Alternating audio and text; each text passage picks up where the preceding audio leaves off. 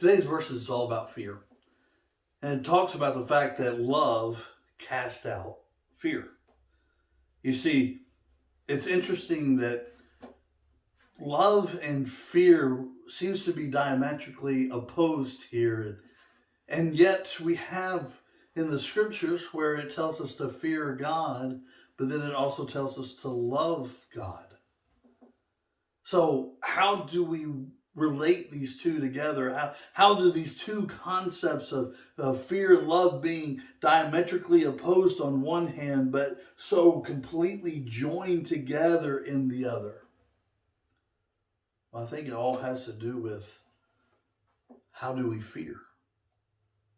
You see, because remember what it said, perfect love casts out fear. Fear here is being afraid of what might happen, or being afraid of not being good enough, or being afraid of what might take place. But here's what takes place when you have love. Love casts out fear. What love says is that I love you, so therefore there's nothing you can do to me that's going to make me stop loving you. And my love is going to be greater than my fear.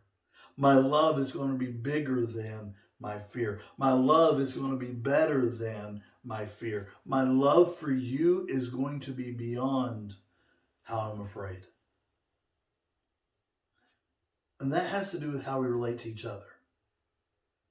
You see, because if you're afraid of me, if you're afraid of whether or not I'm going to correct you, or if you're afraid of whether or not I'm going to condemn you or put you down, or say all kinds of evil and slanderous things about me, well, then you're never going to be honest with me. You're never going to have a good relationship with me. It's always going to be just surface. It's always going to be very shallow because of fear. But when we begin to learn that we love each other, then that shows us that we can be more open and honest and have a deeper relationship without being afraid of what you may think of me and without being afraid of what I may think of you. Remember what Jesus says. For love covers a multitude of sin. That's not just what Jesus did for us, even though that was a big part of it, but it's what we do for each other.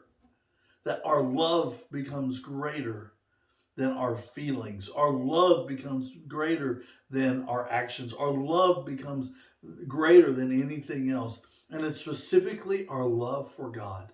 That's why he says that if you look at your brother and you don't love him, then what are you doing? You're not following the way that Christ wants you to go. You're not doing what Jesus wants you to do, because you ought to have such love for them.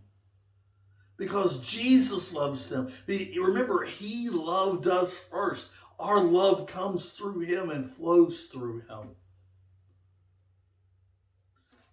I think we need to learn to love each other better. I think we need to learn to love each other more. We need to learn to love each other deeper. After all, it's what God did for us.